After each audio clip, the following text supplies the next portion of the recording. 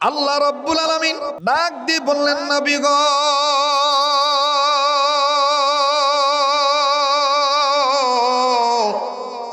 এই পৃথিবীর জমিনে যারা মানুষ রূপে জন্ম নিল নবীজি, এই মানুষদেরকে আমি আল্লাহ রাব্বুল আলামিনের পক্ষ থেকে জানায় দেন গো নবী, আমি এই মানুষদের জন্য যে কমপ্লিট কোড অফ লাইফ নাজিল করলাম, পরিপূর্ণ জীবন ব্যবস্থা, মুকাম্মাল নিজামে হায়াত, যে বিধানটা গাইড বুক আকারে মানবতার জন্য আমি নাজিল করলাম, ওগো নবী,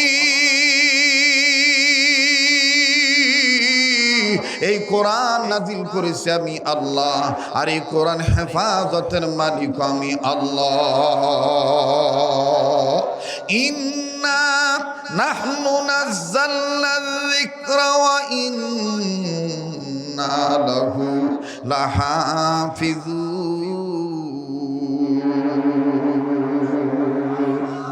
আওয়াজ দিয়ে বলেন না সুবহানাল্লাহ। বাবাজি, আস্তে আস্তে বলি, ধীরে ধীরে শুনবেন বন্ধু। কেউ যদি চলে যায় তাদেরকে চলে যেতে দিবেন বন্ধু, কারো যাওয়া দেখে কেউ যাবেন না। আমি আপনাদের কাছে যে বয়ানখানা শোনাবো, আল্লাহ রাব্বুল আমিনের কোরআনকে কেউ যদি সম্মান করে, আহারে 4টা ছাত্রের মাথায় পাগড়ি প্রদান করা হলো। আমার আগের বক্তা যিনি ছিলেন তিনি আপনাদের কাছে তার তকরিরে বলেছেন, কার মন না চায় যে আমি হাফেজে কোরআনের বাবা হই, কার মন না চায় যে আমি একজন আলেমের পিতা হই। আরে বাবাজি, নবীজি বলে দিয়েছেন, খয়রুকুম মান তাআল্লামাল কোরআন ওয়া আল্লামা। পৃথিবীর মানুষ তোমরা শুনে নাও, তোমাদের মধ্যে উত্তম ব্যক্তি ওই ব্যক্তি যেই ব্যক্তি নিজে কোরআনের জ্ঞান শিক্ষা করে এবং অপরকে কোরআন শিক্ষা দীক্ষা দেয়। এরাই হলো জমিনের উপরে আসমানের নিচে সবচাইতে দামি মানব। ভাইয়া, আদনা আছে, আদনা যদি ইমানদার কোনো মানুষ যদি কোরআনকে সম্মান করে, কোরআনুল কারীমকে যদি ইজ্জত করে, আমার আল্লাহ রব্বুল আমিন তার লাশকে পোড়ায় না, আমার আল্লাহ রব্বুল আমিন তার লাশকে ক্ষয় হতে দেয় না, আমার আল্লাহ তার লাশকে পচতে দেয় না রে বন্ধু। আওয়াজ দিয়ে বলেন না সুবহানাল্লাহ। কেমন ভাইদান, কেমনে দেয় না? উম্মতুল উলামায়ে কেরামগণ বসা আছেন, ওনাদের কাছে জিজ্ঞাসা করে দেখবেন বাবাজি, জীবনে আমার বন্ধুগণ হয়তো বা তথ্যখানা নাও শুনতে পারেন। আজ আমি আপনাদের সামনে বলে দিচ্ছি বন্ধু, এই জমিনের উপরে আসমানের নিচে উম্মতের আলেমদের মধ্যে একজন বিজ্ঞ আলেম ছিলেন, যার নাম হলো কুতুবুল ইরশাদ। আমার বন্ধুগণ, কুতুবুল আলম ফকিহুন নাস রশিদ আহমদ গঙ্গী রহমতুল্লাহি আলাইহি, হযরত রশিদ আহমদ গঙ্গুহি রহমতুল্লাহি আলাইহি। ও বাবাজি, এমন একজন বুজুর্গ আলেম ছিলেন রে বাবা, যার জীবনীতে পাওয়া যায়, বারবার বলতেছি, পায়ে হাত দিয়ে বলি বাবা, কেউ যদি ওয়াজ না শুনে চলে যায়, বক্তা দেখা হয়ে গেছে এখন চলে যাই, আমার বন্ধুগণ কারো যাওয়া দেখে কেউ যাবেন না, এই পাগলের চেহারার দিকে তাকাইলে ঠকবেন না। ভাই গো, এই পাগলকে আল্লাহ রব্বুল আমিন বছরের মধ্যে কয়েকবার মক্কা মদিনায় নিয়ে যায়।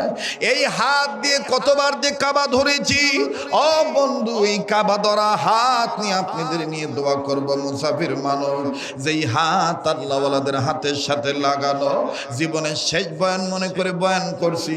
হিন্দু বাবারা যদি থাকেন আপনাদেরকেও বলে দেই, আপনারাও যাবেন না, সাংঘাতিক একটা তথ্য আমার কাছে আছে।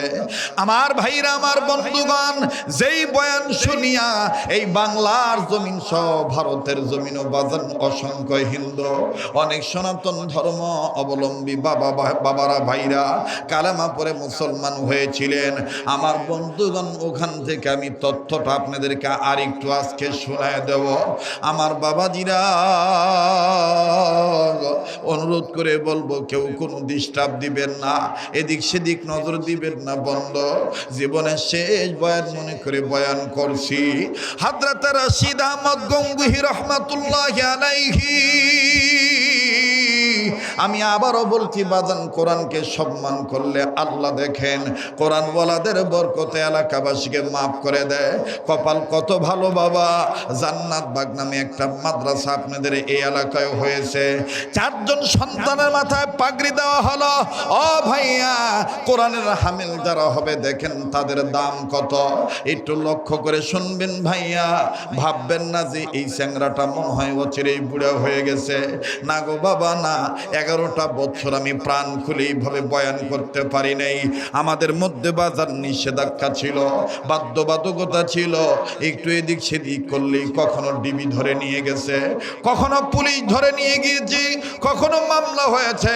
আবার বন্ধুগণ যখন স্থানীয় প্রশাসন দিয়ে পারে নাই, আমার ভাইরা বিনা দোষে বিনা কারণে 116 জন আলেমের লিস্টে আমার বন্ধুগণ বিচারপতি কালামানিক সহ সবাই সম্মিলিতভাবে আমার ভাইরা, আমার বন্ধুগণ কোরআন বিরোধীরা আমাদের বিরুদ্ধে মামলা করেছিল। কথা বলেন ঠিক কিনা? ওই 116 জনের মধ্যে এই অদমের নামটাও কিন্তু আছে বাবাজি। কাজেই বাদান কেউ চলে গেলে কারো যাওয়া দেখে যাবেন না, নিজের চিন্তা নিজে করবেন বন্ধ। আহারে কার পিছনে জানি মালাকুল মউত দাঁড়ায় রয়েছে, কার জন্য জানি জংলার বাস রেডি হয়ে গেছে।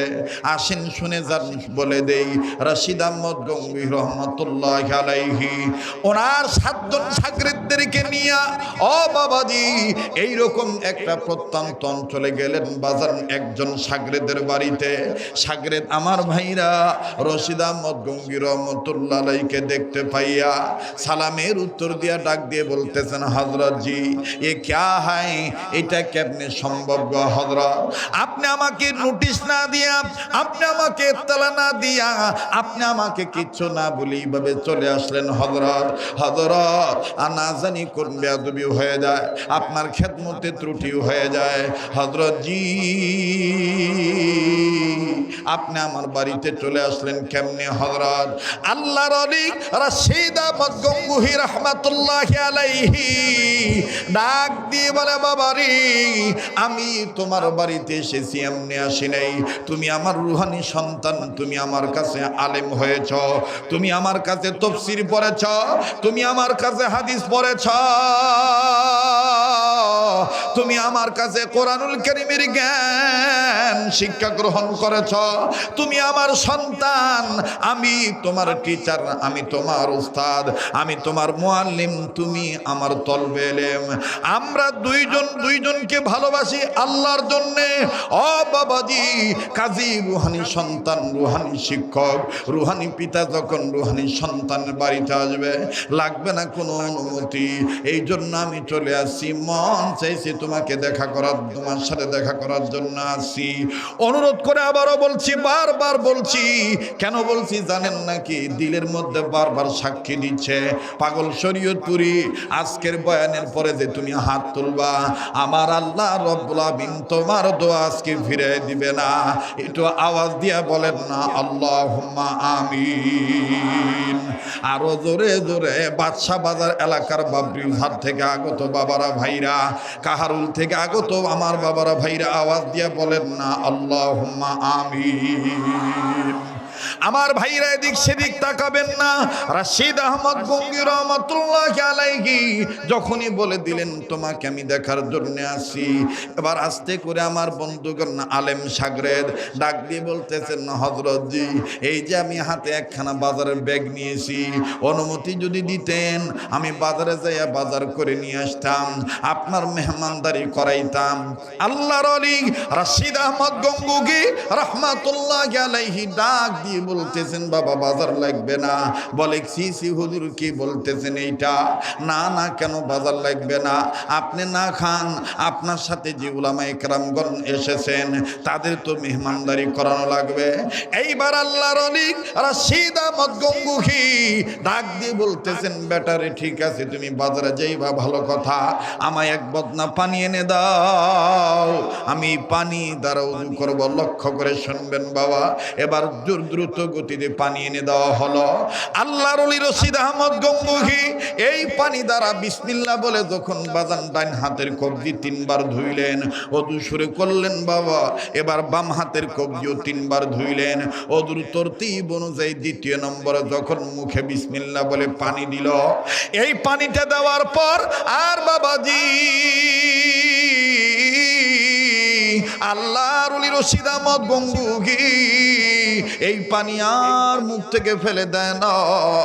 হঠাৎ করে কেমন জানি মুখের মধ্যে পানি নিয়া চুপচাপ করে বাজান বসে রইল। উপস্থিত আলেমগণ ডাক দিয়ে বলে, ব্যাপার কি? আল্লাহর ওলি আলেম মানুষ আমাদের উস্তাদ মহোদয়, তিনি কেন মুখের মধ্যে পানি দিয়ে পানি আর বের করেন না? কেউ কে বলে হয়তো পানি গিলে ফেলবেন, নয়তো বা পানি ফেলে দিবেন, কিন্তু পানি গিলেনও না ফেলেনও না। আবার দেখতেছি চোখ দুইটা লাল হয়ে গেছে। আরে বাবাজি গভীর মনোযোগী হয়ে শোনা চাই, জীবনের শেষ বয়ান মনে করে বয়ান করছি। দেখেন আল্লাহওয়ালাদের পাওয়ার কত।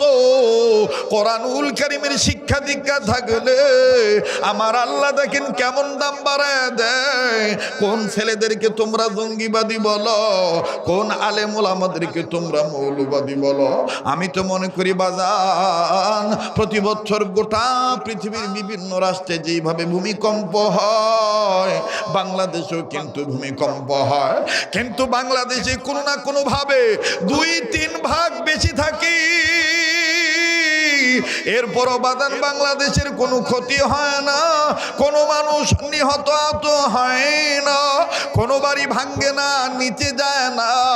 আমি মনে করি কারণ একটাই, এইরকম জান্নাত বাগ হাবিদিয়া মাদ্রাসায়, ছোট বড় মাদ্রাসায় কোরআনের পাখিরা গভীর রজনীতে কোরআন তেলাওয়াত করে, আর এই তেলাওয়াতের বরকতে আল্লাহ আমাদেরকে ভালো রাখে।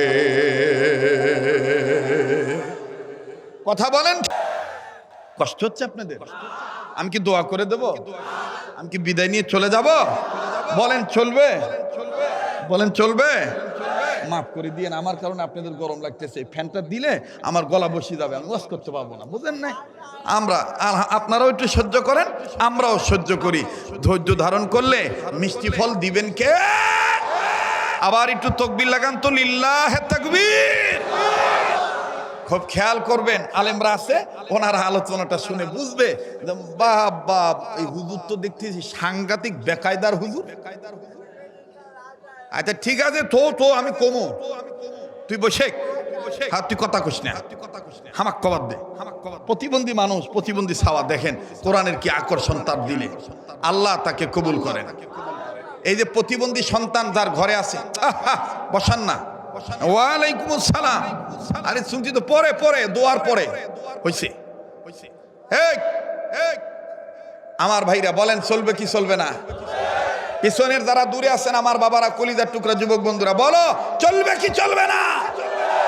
তাহলে পিছন থেকে একটু জোরে মারো তো, জোরে বলো তো আল্লাহু আকবার। এবার পিছনে বাইরে চুপ থাকেন, সামনের বাইরে বলেন তো আল্লাহু আকবার।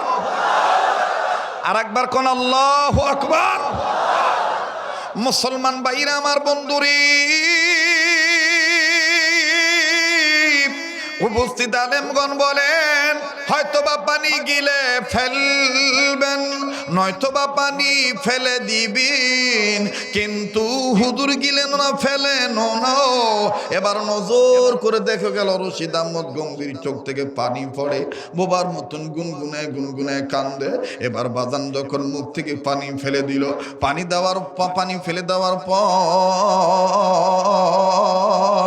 রশিদ আহমদ গম্ভীর রহমতুল্লাহ আলাইহি ডাক দিয়ে বলে, আলেম বাবারা সময় নষ্ট করা যাবে না, তোমরা যে যেখানে আছো জলদি করে আমার পাশে এসে দাঁড়াও, চতুর্দিকে গোলাকার করে দাঁড়াও, গোলাকার করে দাঁড়াইয়া যে যেখানে আছো ওখান থেকে লা ইলাহা ইল্লাল্লাহর জিকির জোরে জোরে করো।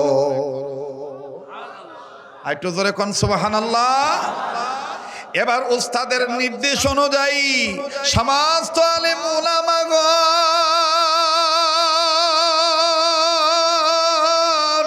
চতুর্দিকে দাঁড়াইয়া লা ইলাহা ইল্লাল্লাহর জিকির জোরে জোরে করিয়া লা ইলাহা ইল্লাল্লাহর আওয়াজ যখন জোরে মারিন বাবাজি রশিদ আহমদ গঙ্গুহি রাহমাতুল্লাহি আলাইহি বসা থেকে দাঁড়িয়ে গেলেন। বাবা দাঁড়ায় দুই হাত বাড়ায় দিয়া ডাক দিয়ে বলতেছেন, আল্লাহ ওই কবরওয়ালার কবর আযাব মাফ করে দাও, ওই কবরওয়ালার কবর আযাব মাফ করে দাও, ওই কবরওয়ালার কবর আযাব মাফ করে দাও। এবার বাজান উপস্থিত আলেমগণ বলতেছেন আল্লাহুম্মা আমিন। আপনারাও বলেন না আল্লাহুম্মা আমিন। আতর গোলাপ সুরমা চন্দন কাফন নামের দেহ বন্ধন, আতর গোলাপ সুরমা চন্দন কাফন নামের দেহ বন্ধন, আতর গোলাপ সুরমা চন্দন কাফন নামের দেহ বন্ধন, আলমারিতে রাখরে তুলি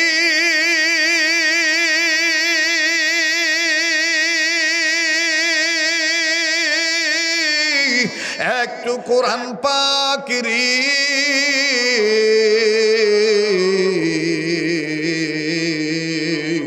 গোরস্থানের একটু মাটি বায়না করে রাখ রে, বলেন না গোরস্থানের একটু মাটি বায়না করে রাখ রে, বায়না করে সবাই গোরস্থানের একটু মাটি বায়না করে রাখ রে, বায়না করে রাখ।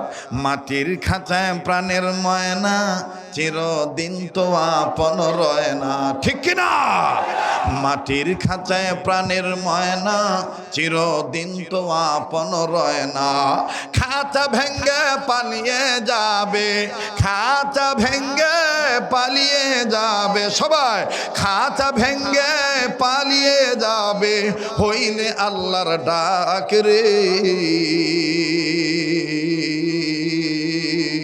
গোরস্থানের একটু মাটি বায়না করে রাখ রে, বায়না করে রাখ। জোরে কোন মারহাবা, আরো জোরে কোন মারহাবা। জিকির করতেছেন আর হুজুর বলতেছেন আল্লাহ ও আল্লাহ ও আল্লাহ ওই কবরওয়ালার কবর আযাব মাফ করে দাও, ওই কবরওয়ালার কবর আযাব মাফ করে দাও, ওই কবরওয়ালার কবর আযাব মাফ করে দাও। আল্লাহুম্মা আমিন বলবেন না? উপস্থিত আলেমরা বলতেছেন কিছুই বুঝতেছি না হুজুর কি করতেছে, কেন এরকম করতেছে। জিকির শেষ, এবার হুজুর বলতেছে নতুন করে আমাকে আরেক বদনা পানি এনে দাও।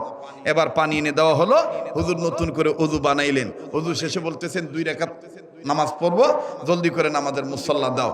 নামাজ শেষ, এবার আলেমগণ বলতেছেন হযরত জি মেরে মাফ কিজিয়ে গুস্তাজি, হযরত আপনি দয়া করে আমাদের বেয়াদবি মাফ করে দিবেন। হযরত কিছুই বুঝলাম না হযরত, আপনি কেনই বা প্রথম পানি নিলেন, পানি নিয়ে প্রথম পানিটা মুখের মধ্যে দিলেন, দেওয়ার পরে আপনার জবান বন্ধ হয়ে গেল, চোখ লাল হয়ে গেল, আপনি কেঁদে দিলেন, এরপরে আবার পানি ফেলে দিয়ে আমাদেরকে জিকির করতে বললেন, কিছুই বুঝলাম না। রশিদ আহমদ গঙ্গি রহমতুল্লাহ বলতেছেন যারা আল্লাহওয়ালা হয় তাদের জবান ওই তার জবান থাকে না, ওই জবানটা আল্লাহর জবান হইয়া যায়। যারা আল্লাহওয়ালা হয় তাদের হাত ওই বান্দার হাত থাকে না, ওই হাত আল্লাহর হাত হয়ে যায়। যারা আল্লাহওয়ালা হয়ে যায় তারা যে চোখ দিয়ে তাকায় ওই চোখ বান্দার চোখ থাকে না, ওই চোখ আল্লাহর চোখ হয়ে যায়। সুবহানাল্লাহ। লোকেরা বলতেছেন হযরত আপনি কি দেখেছেন আমাদের একটু বুঝান হযরত। বাজারওয়ালা ডাক দিয়ে কয় আজ বাজারত মুই না যাই, বাজারত মুই না যাই। কি হইছে বলেন? আমার ভাইরা, আমার বন্ধুগণ, রশিদ আহমদ গঙ্গি রহমাতুল্লাহি আলাইহি ডাক দিয়ে বলে বেটা তাইলে শোনো, যখন পহেলি বার বদনাতে পানি এনে দিলাম, এই পানি দ্বারা যখন আমি ওযু করতেছিলাম রে বাবা, হঠাৎ করে মুখের মধ্যে যখন বিসমিল্লাহ বলে প্রথমত পানি দিলাম, মুখটা এমন তিতা হয়ে গেল, এমন তিতা হয়ে গেল, না পারি পানি ফলাইতে, না পারি পানি গিলতে। কিন্তু আমার ভিতরে একটা চিন্তা এসে গেল, এই পানি কেন তিতা হইল বুঝলাম না, তাহলে কি বদনার মধ্যে কিছু ছিল নাকি? আল্লাহর ওলি ডাক দিয়ে বলে বাবারা, আমি সাথে সাথে নিজের চর্মচক্ষু বন্ধ করে বাতিনি চক্ষু খোলার চেষ্টা করলাম, ইলমে মারফতের সাগরে যখন আমি ডুব দিলাম, বাবাজি আমার আল্লাহ বাতিনি চোখ খুলিয়া দিলেন। আমি আমার কাশফ অনুযায়ী, কাশফ খোলা অনুযায়ী আমি মুরাকাবা করে চিন্তা ভাবনা করে আমি সবকিছু খুঁজে পেলাম। আল্লাহ রাব্বুল আমিন আমার দিলে হালকা করে দিল। রাশিদ আহমদ গঙ্গুহি, এই বদনার পানি কান্তিতা হওয়ার কারণ হলো যেই এলাকার মাটি দিয়ে এই বদনা বানানো হয়েছে, তার মানে ওই সময়ের বদনাটা ছিল মাটির বদনা। এক সময় মাটির বদনা ছিল না ভাই? বলেন এক সময় ছিল না? আমার ভাইরা, আমার বন্ধুগণ, কষ্ট হইতেছে আপনাদের? ডাক দিয়ে বলেন, এই বদনা যেই এলাকার মাটি দিয়ে বানানো হয়েছে, ওই এলাকার মাটির নিচে একটা কবর আছে। ওই এলাকার মাটির নিচে যে কবর আছে একজনের, ওই একজনের মধ্যে ওই যতগুলো কবর আছে তার মধ্যে একটা কবরের সাংঘাতিক আযাব হইতেছে। আর এই কবরের আযাবের কারণে অত্র এলাকার অত্র অঞ্চলের সব মাটি তিতা হয়ে গেছে। আর এই তিতা মাটি দিয়া, পোড়া মাটি দিয়া বদনা বানানো হয়েছে। আল্লাহর ওলি রশিদ আহমদ গঙ্গুহি ডাক দিয়ে বললেন, মালিক সেই কবরটা কোথায়? আমার বন্ধুগণ, আল্লাহ তাআলা এলকার মাধ্যমে আমার ভাইরা, আমার বাবাদিরা আল্লাহর ওলিকে জানিয়ে দিলেন অনেক দূর, শত শত কিলোমিটার দূরে। ও আল্লাহ, এখন এই লোকের কবর আযাব কেমন করে মাফ হবে? এ আলেম ভাইরা, ও মাদ্রাসা করনেওয়ালাগণ, আর জীবনে খানসামায় দাওয়াত দেন আর না দেন, জীবনের শেষ বয়ান মনে করে বয়ান করছি।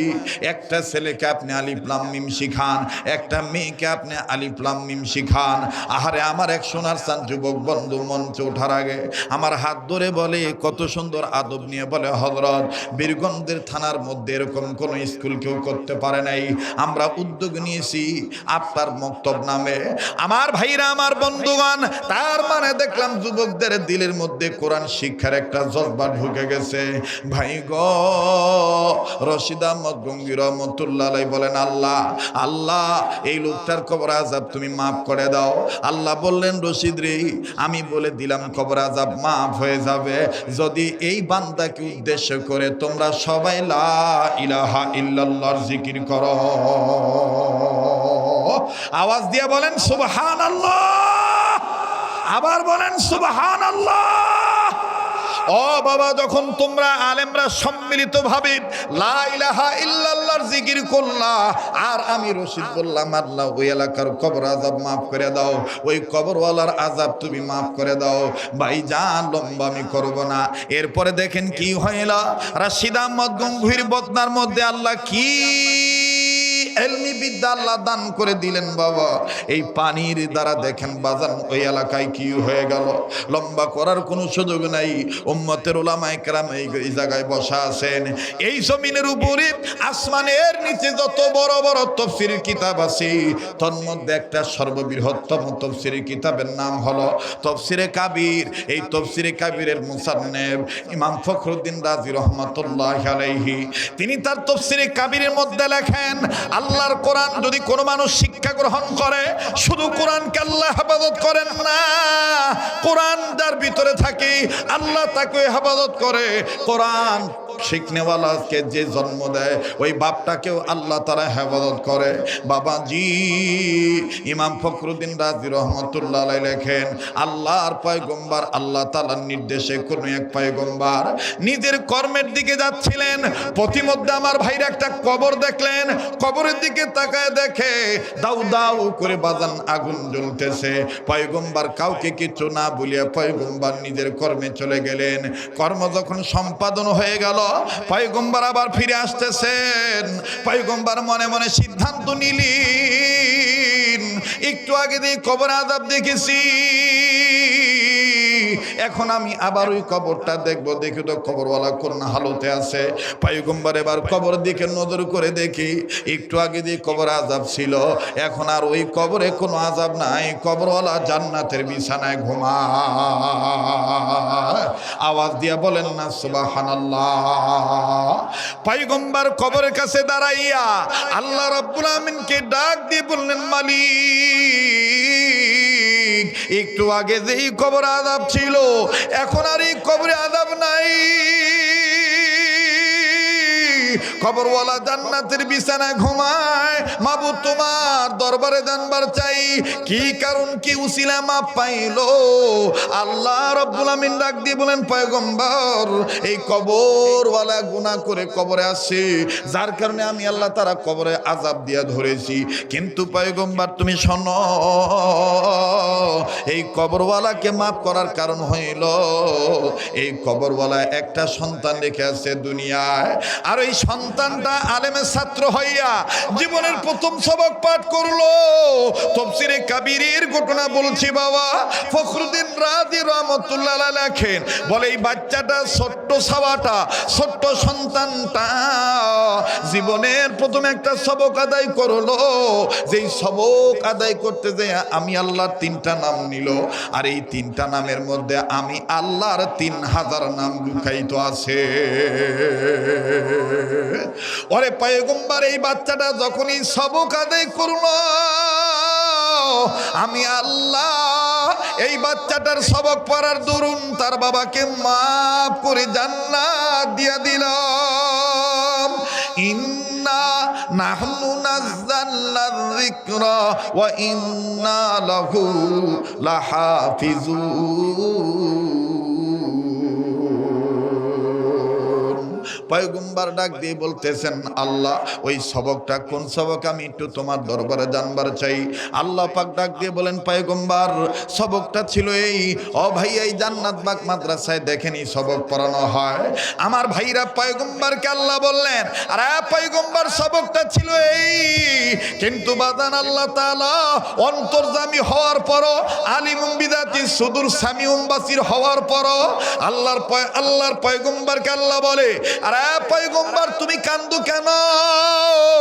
যদিও তোমার মনের খবর আমি জানি, কিন্তু তুমি কান্দো কেন তোমার কাছে আমি জানবার চাই।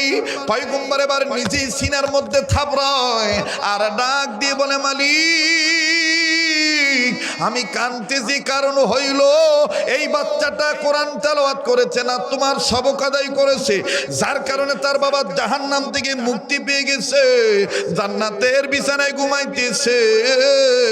আমার ভিতরে চিন্তা এসে গেছে, দুনিয়ার সব ছেলে মেয়েরা যদি এরকম আপনার নামের সবক আদায় করত, তাহলে দুনিয়ার সব ছেলে মেয়েদের বাবাকে আপনি এইভাবে মাফ করে দিতে। আওয়াজ দিয়া বলেন না সুবহানাল্লাহ, আর একবার আওয়াজ দিয়া বলেন না সুবহানাল্লাহ। বাজান আমি মুসাফির মানুষ, কাবা ধরা হাত নিয়ে আপনাদেরকে নিয়ে দোয়া করব। যে হাতটা আল্লাহওয়ালাদের সাথে হাত লাগানো, ওই হাত উঠাইয়া আপনাদেরকে নিয়ে দোয়া করব। কিন্তু জানবার চাই বাবা, আর যদি 15-20 মিনিট আমি আলোচনা করি, আপনারা কি থাকবেন না চলে যাবেন?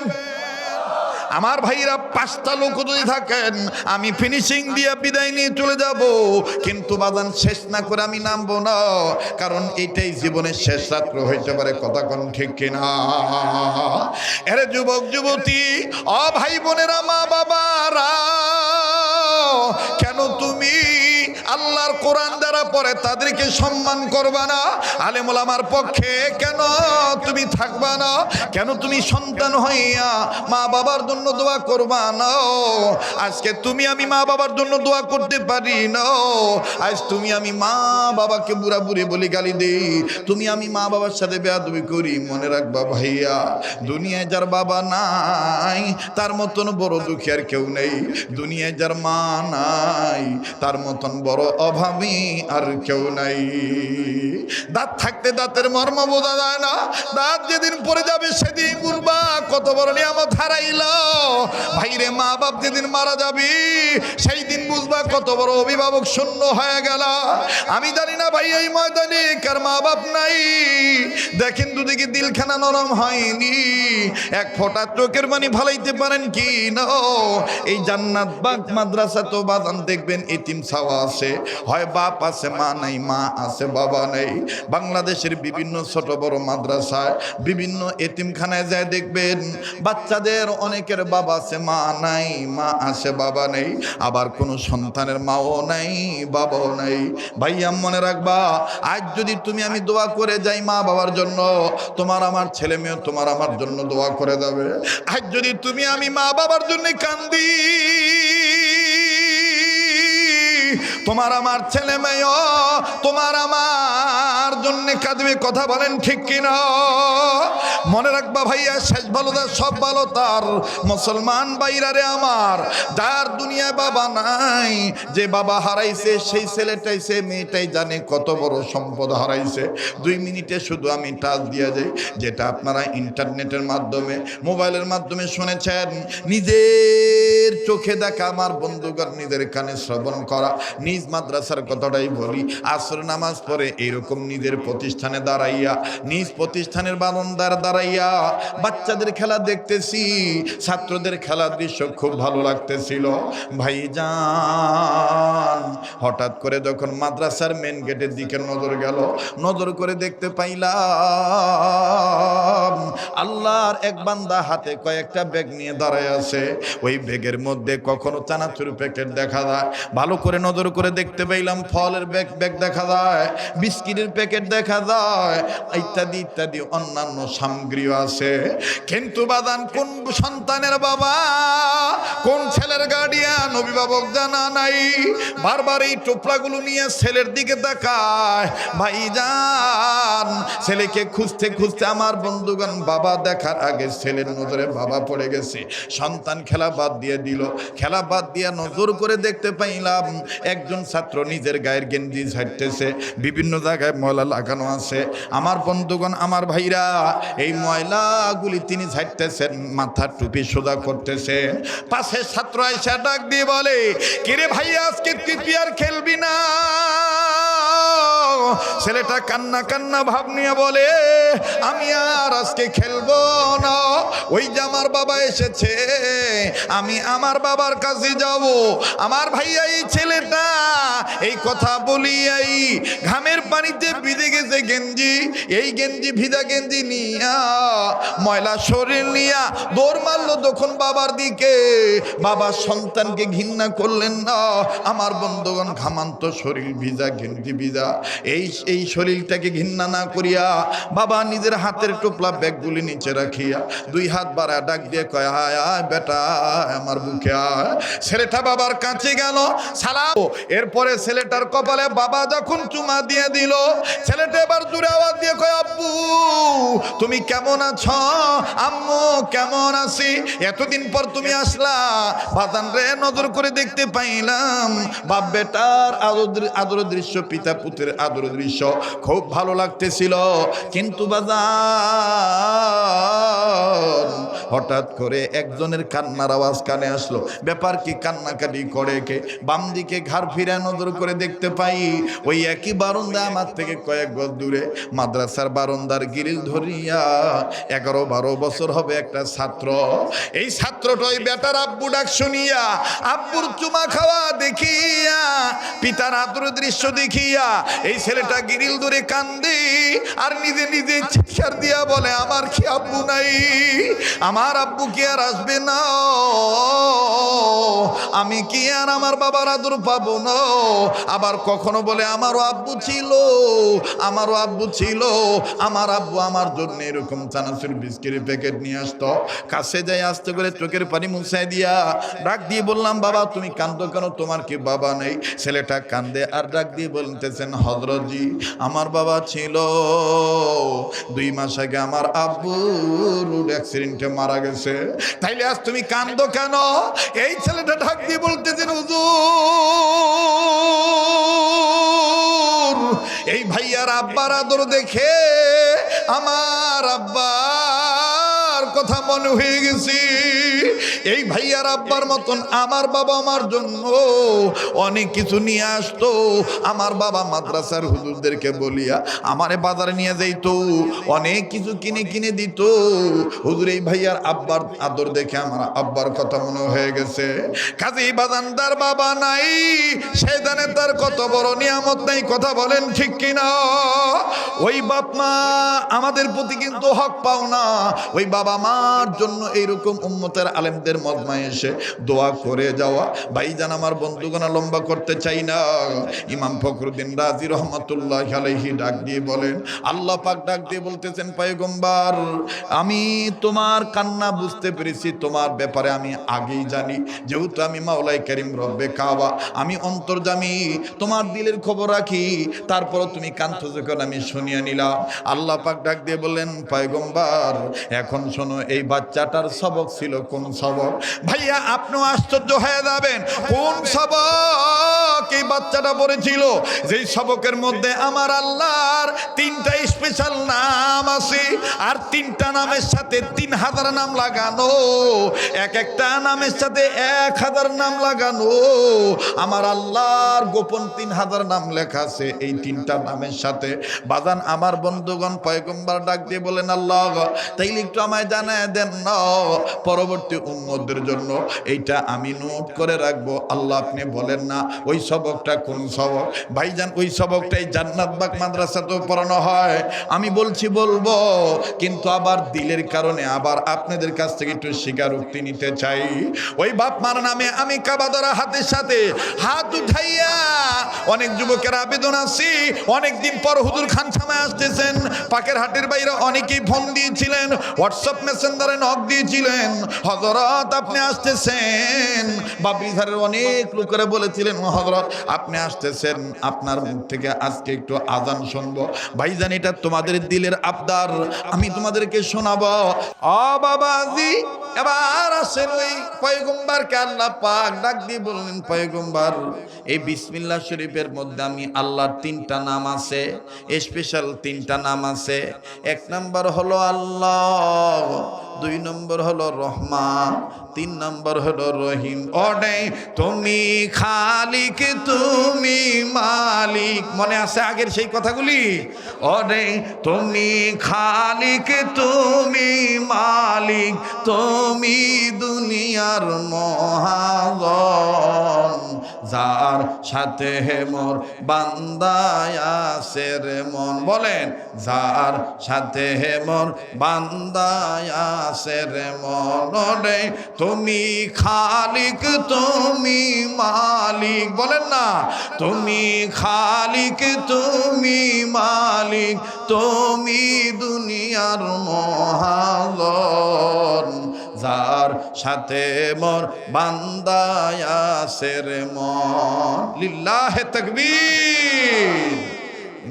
আমল করো নামাজ রোজা কায়েম করো খেলাফত, আমল করো নামাজ রোজা। এ ভুলি গেছে রে, ঘুমে ধরছে। আমল করো নামাজ রোজা কায়েম করো খেলাফত, আমল করো নামাজ রোজা। জিন্দাবাদ জিন্দাবাদ নবীর সেনা জিন্দাবাদ, জিন্দাবাদ জিন্দাবাদ রসুল সেনা জিন্দাবাদ। আমল করো নামাজ রোজা কায়েম করো খেলাফত, আমল করো নামাজ রোজা। জিন্দাবাদ জিন্দাবাদ নবীর সেনা জিন্দাবাদ। আমার নবী বিশ্ব নবী শেষ নবী মানবে না যারা, ইমানের দাবিতে ইমানদার হবে না তারা, ঠিক কিনা? আমার নবী বিশ্ব নেতা শেষ নবী মানবে না যারা, ইমানের দাবিতে ইমানদার হবে না তারা। আমার নবী শেষ নবী, আমার নবী শেষ নবী, আমার নবী বিশ্ব নবী, কোরআন বলে খাতমে নবুওয়াত। জিন্দাবাদ জিন্দাবাদ নবীর সেনা জিন্দাবাদ, জিন্দাবাদ জিন্দাবাদ নবীর সেনা জিন্দাবাদ। আমল করো নামাজ রোজা কায়েম করো খেলাফত, আমল করো নামাজ রোজা কায়েম করো খেলাফত। জিন্দাবাদ জিন্দাবাদ নবীর সেনা জিন্দাবাদ। লিল্লাহে তাকবীর। দোয়া করি দেই, স্পেশাল নাম কয়টা বিসমিল্লাহ শরীফের মধ্যে?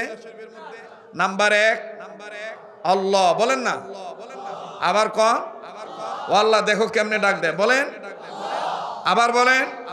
যারা আল্লাহ বলতে ভালো লাগবে বুঝে নেবেন আল্লাহ আপনাকে মাফ করে দিছে। বলেন বলেন, আবার বলেন। 2 নাম্বার রহমান, 2 নাম্বার, 3 নাম্বার রাহিম। এবার পুরা একটা পড়েন তো, বিসমিল্লাহির রহমানির রহিম। সবাই বিসমিল্লাহির রহমানির। এবার আওয়াজ দিয়ে বলেন, এই বিসমিল্লাহ শরীফের সবক এই জান্নাত বাগ মাদ্রাসা পড়ানো হয় কি হয় না? তাহলে এই মাদ্রাসার দরকার আছে না নাই?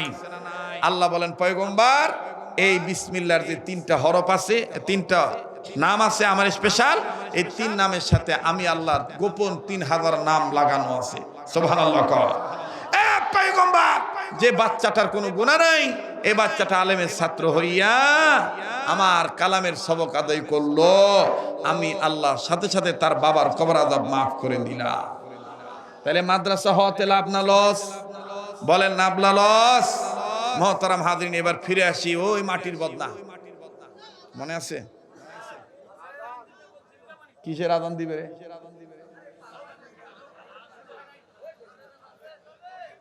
আযান পরে, আগে আমার কথার ফিনিশিং হবে। কি কস? ঠিক আছে না ভাই? তো মাটির বদনা ওযু করছে, আমরা বসিবেন, আমরা খালি এখানে ফাঁক থেকে হ্যাঁ হেভি নামাজ দিতে। ভাইয়া কথা ঠিক কইছে ভাইয়া। হ্যাঁ এই দেখছ, ঠিক আছে। চলিবে কি চলিবে না? তাকবীর। কি মেহেদী সাহেব, ঠিক আছে তো? ঠিক আছে। যাহা কল্পনাও করি নাই তাহা আরো বেশি আল্লাহ তাআলা ঘটায় দিছে। কথা কোন ঠিক কিনা? এটা কিসের বরকত? ইখলাসের বরকত। কিসের বরকত? ইখলাসের বরকত। এবার রশিদ আহমদ গঙ্গুহি রাহমাতুল্লাহি আলাইহি ডাক দিয়ে বলেন, বাবা রে, তোমরা সম্মিলিত কণ্ঠে যখন লা ইলাহা ইল্লাল্লাহ বললা, আল্লাহ রাসূল সাল্লাল্লাহু আলাইহি সাল্লাম বলেছেন, কোন মুসলমান তার ইলম থাক আর না থাক, সে কিছু না জানো, যদি বিশুদ্ধভাবে লা ইলাহা ইল্লাল্লাহু মুহাম্মাদুর রাসূলুল্লাহ কালেমা শরীফটা পড়তে পারে, দুনিয়ার কোন প্রান্ত থেকে কোন সন্তান ছেলে মেয়ে যদি তার মৃত মা বাবার রূহের মাগফিরাত কামনা করিয়া একবার যদি কালেমা শরীফ পাঠ করে, আল্লাহ তাআলা সাথে সাথে তার বাবা মার কবর আযাব মাফ করে দিবে। রশিদ আহমদ গঙ্গি রাহমাতুল্লাহ আলাইহি বলেন, আমি আমার মালিককে ডাক দিয়ে বললাম, মালিক